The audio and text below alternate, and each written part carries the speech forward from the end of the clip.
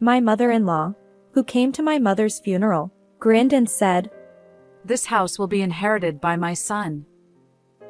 I wonder if I should take this room." I replied, Actually, I'm the one inheriting this house."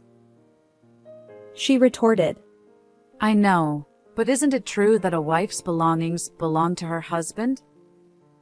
So, in essence, this house belongs to my son, right?" I sighed. Is that really the case? She cheerfully added, "From now on, let's get along." I hesitated.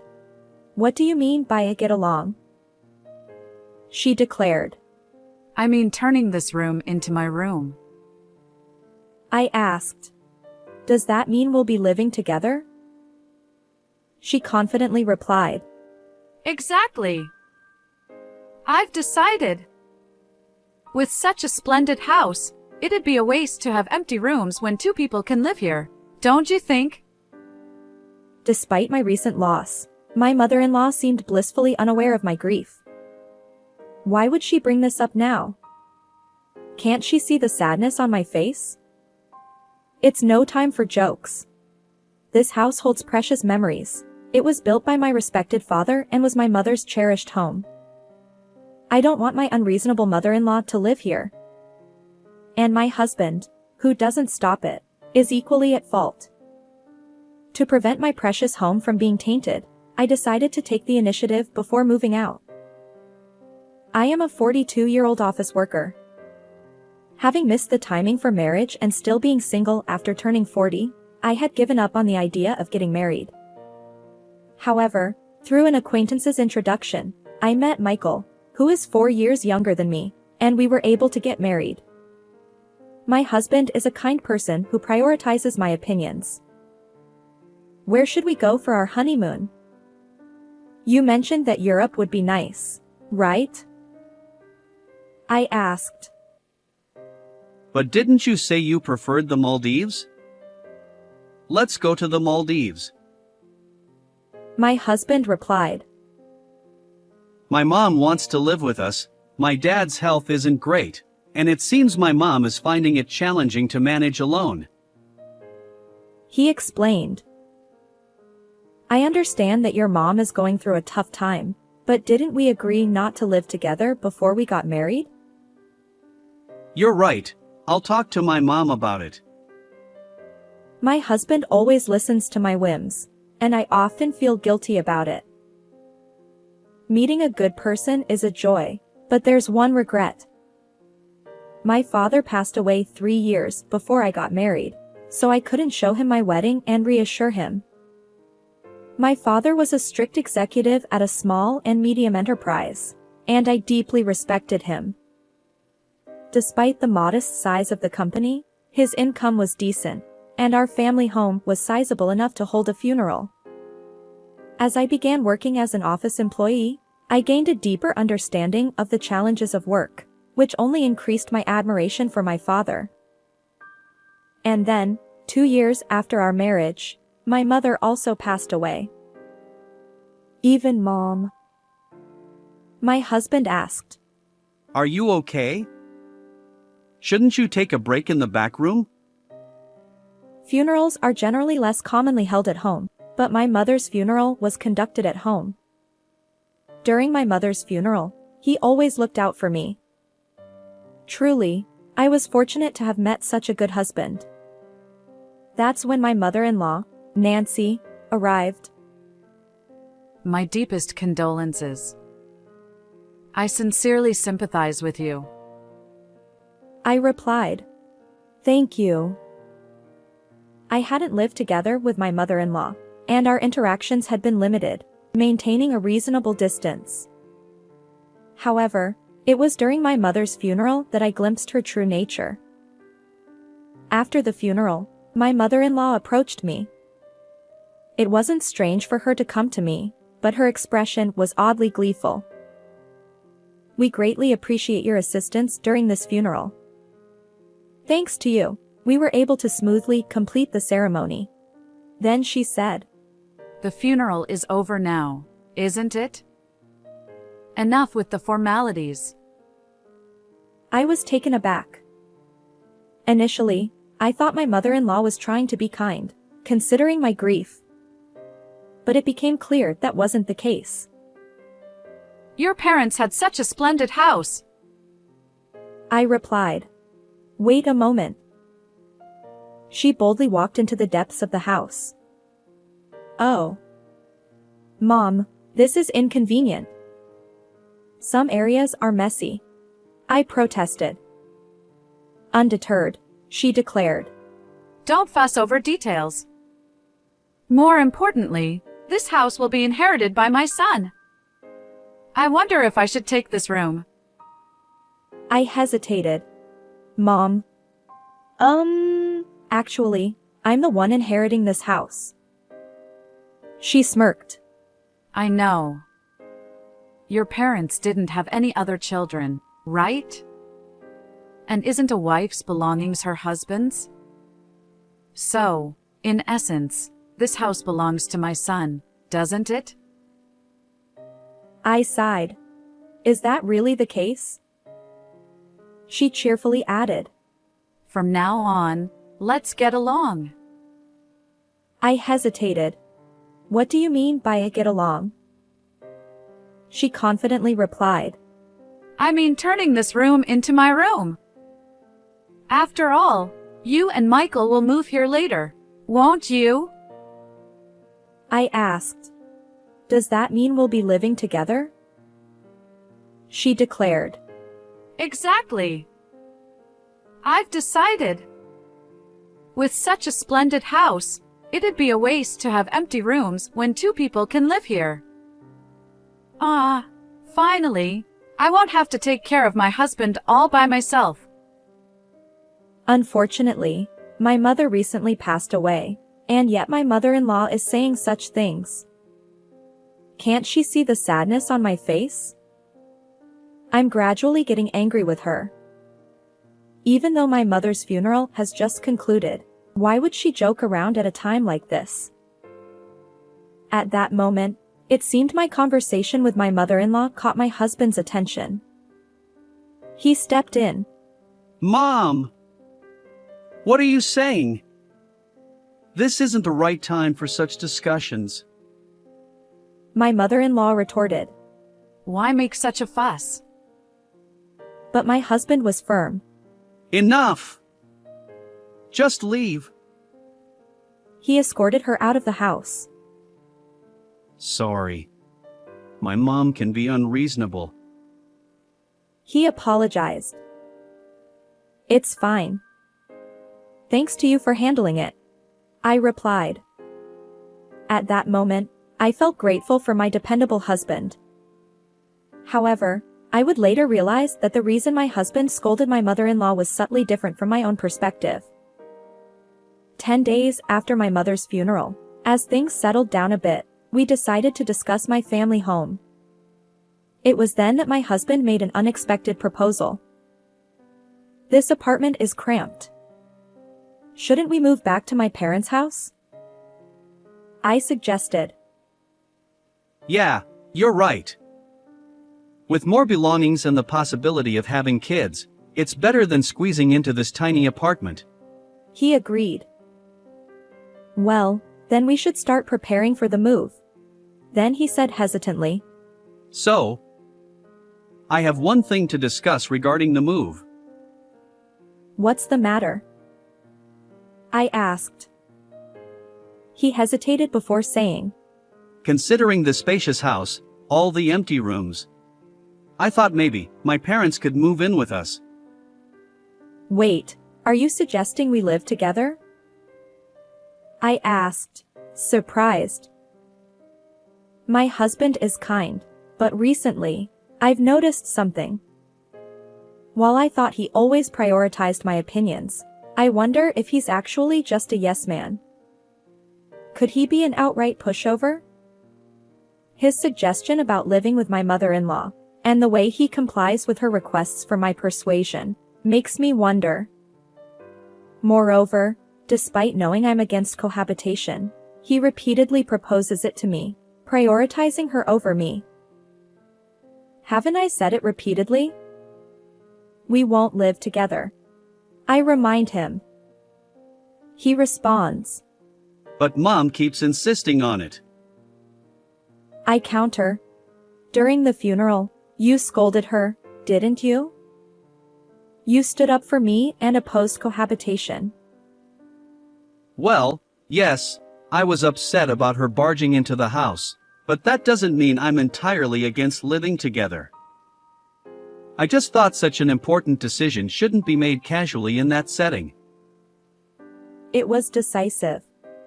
My husband merely nods and relays my words, but he seems more inclined toward my mother-in-law. Moreover, despite advocating for proper discussions, he maintains a certain distance and avoids making definitive decisions. Perhaps he's unconsciously doing this, believing he remains neutral.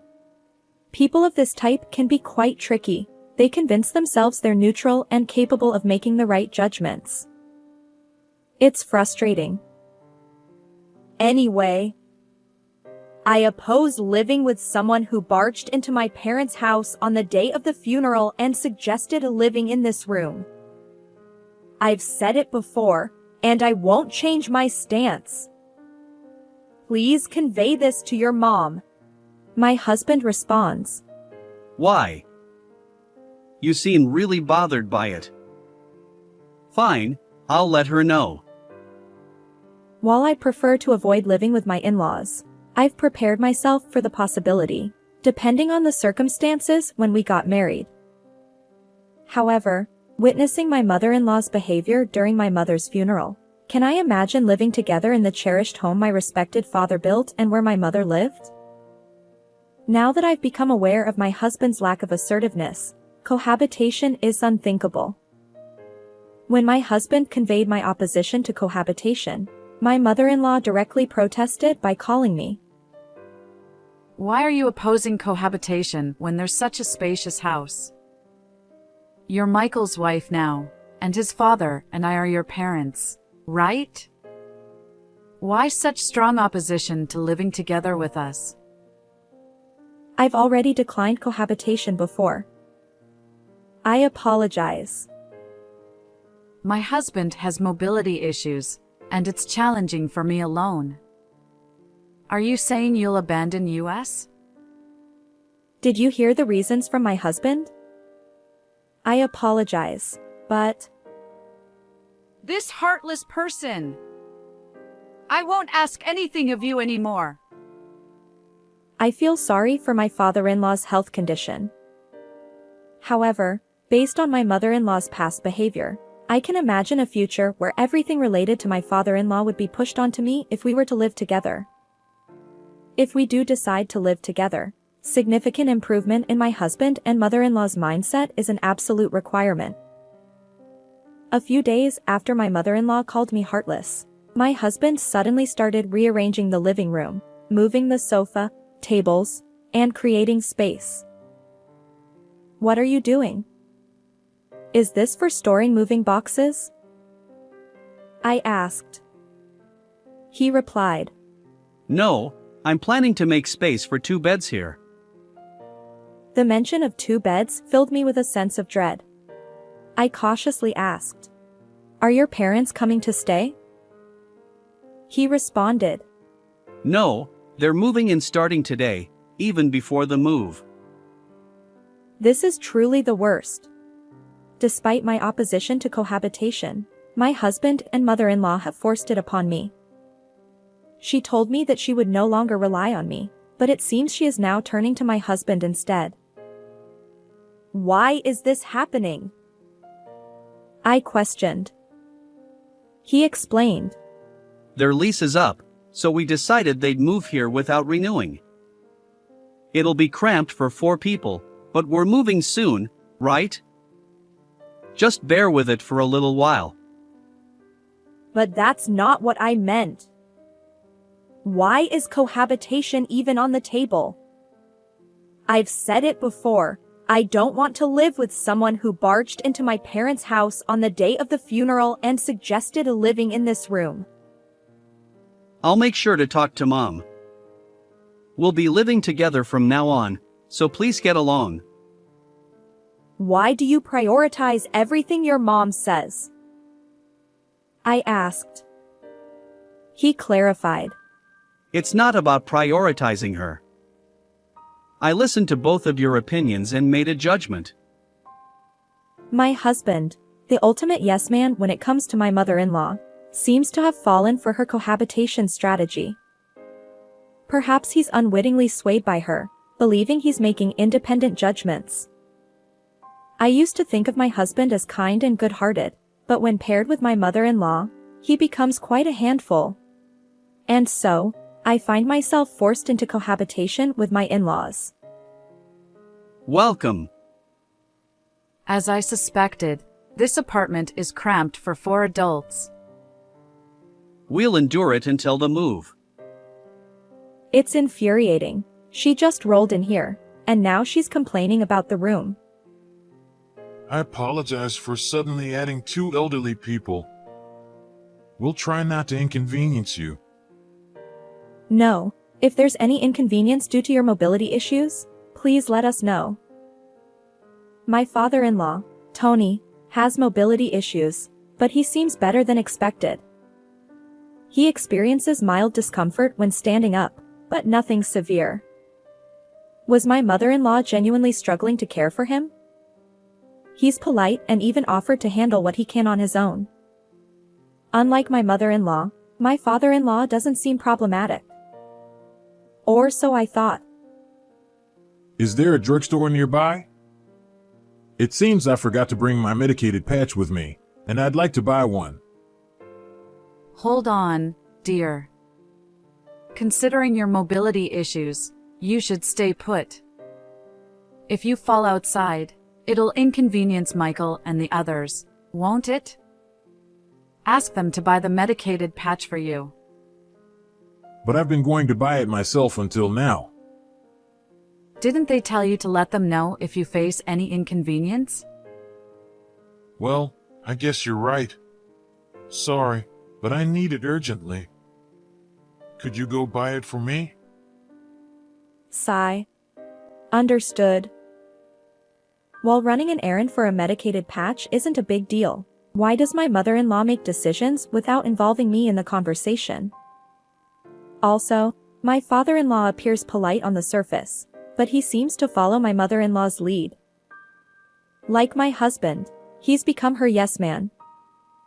This time it's a minor errand, but as we continue living together, I fear everything will eventually be pushed onto me. Can I allow these people to live in the cherished home my parents left behind? It's no joke. If they move in, they'll tarnish the house. I must find a way to protect my parents' home. As my mother-in-law and father-in-law prepared for their move to my parents' home, I decided to take preemptive action before their relocation. My mother-in-law was in high spirits, excited about moving to a spacious house. Hey, can you lend us the key to your parents' house? We'd like to check out our rooms. I have some errands to run, so I'll give the key to Michael. Michael, can you drop us off? Before heading home, we want to stop by the storage room where we dumped our belongings. We need to measure the furniture sizes. Got it. I'll take the key. With my mother-in-law's good mood, there were no clashes between us, and about 10 days passed uneventfully. However, behind the scenes, my preparations were progressing steadily. All right. The moving preparations are complete. Soon, life in that house will begin. Once my husband and my in-laws finished their moving preparations, it was time for me to reveal a shocking truth to the 3 of them. Everyone, I have something to discuss. My husband replied. What is it? Get to the point. My mother-in-law wondered. Is it about plans for celebrating our move? I clarified. No, we won't be moving to that house. She exclaimed. What? What do you mean? I handed over a document. This is an application for renouncing my inheritance. My husband protested. Renouncing your inheritance? Come on, that's a joke, right? I insisted. It's not a joke. Look, there's an official court approval here. For me, that house holds immense sentimental value. I couldn't bear the thought of you living there. So, I decided to let go of the house, preserving it as a beautiful memory in my heart. My mother-in-law scolded. What madness possessed you? Even if you were letting it go, you could have sold it for money. Why abandon the house? I explained. Even if I sold it, you'd just rely on that money next. I thought it'd be clearer if I simply had nothing. She retorted. We moved out of our previous place for this move. You know? What are you doing? How will you make it up to us? I stood my ground. I've consistently opposed cohabitation. Yet, without proper discussion, you forced it upon me. So, I took a firm stance. Upon learning that I had renounced my inheritance, both my husband and mother-in-law seemed stunned, their faces drained of color. They were speechless, their strength sapped. My father-in-law looked bewildered as he observed the two of them. However, I wasn't about to let up. Michael, I continued. I've been thinking about getting a divorce. What do you think? Huh? Divorce? My husband stammered. Michael! You should divorce this ridiculous wife immediately. My mother-in-law chimed in. I had anticipated her immediate demand for divorce.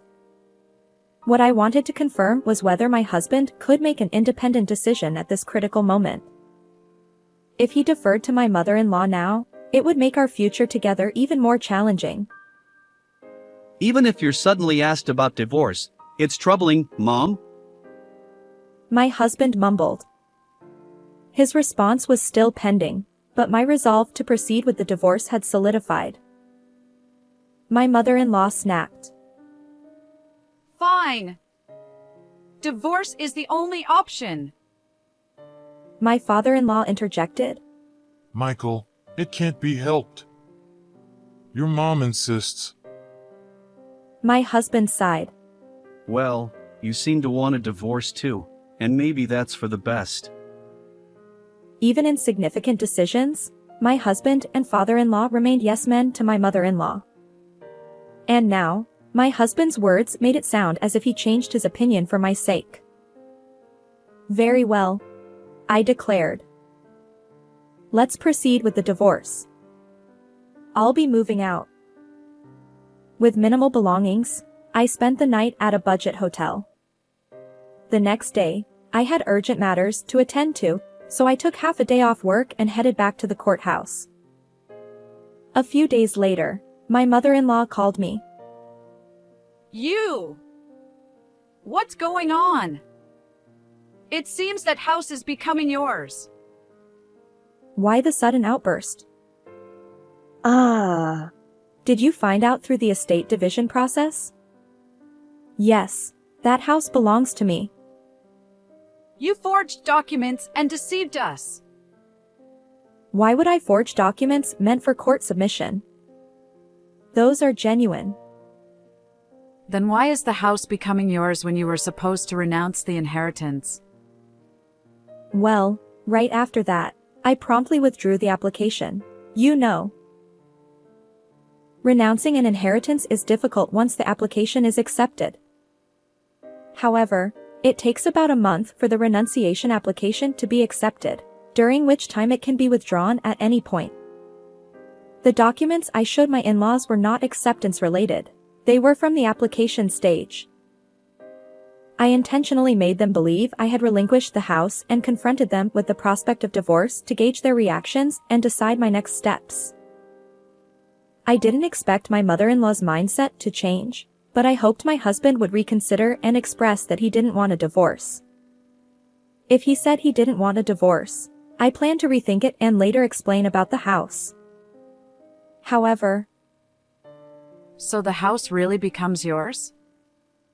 Then, since it was acquired before the divorce, it's subject to property division, right? In such cases, you two are supposed to split the money from selling it, don't you? my mother-in-law seemed intent on taking whatever she could from me, knowing the house wouldn't be hers. But I had anticipated this. If that house were jointly acquired by us, it would indeed be considered shared property. However, that house is a unique asset acquired through inheritance, so it won't be subject to property division. Unfortunately, specific assets like this aren't eligible for division. When you heard that the house would become mine, didn't you consult with a lawyer? If Michael had paid off the house loan or covered renovation costs, those expenses might have been considered for division, but I assume that didn't happen, right? So, what about the money that would come to Michael through property division? Well, we've only been married for a few years, so there's hardly anything substantial. Maybe just the car? Although there's still an outstanding loan on it. You're going to selfishly claim the inheritance, aren't you? Heartless. I'm protecting that house because it holds precious memories of my parents. I don't want people like you living there. If you have any further complaints, please go through a lawyer. After the call with my mother-in-law, divorce proceedings proceeded smoothly. Presumably, she urged my husband to divorce me promptly. Regardless, the divorce was finalized, and I no longer had to contend with my in-laws. I felt a sense of relief, as if I'd successfully safeguarded my father's home from harm. After I moved out, my former in-laws apparently spent some time in the apartment where my ex-husband and I used to live. The apartment wasn't very spacious, so even with one less person, it must have felt quite cramped. My former mother-in-law explored new housing options, but due to their age, my ex-husband's parents faced challenges passing rental application screenings.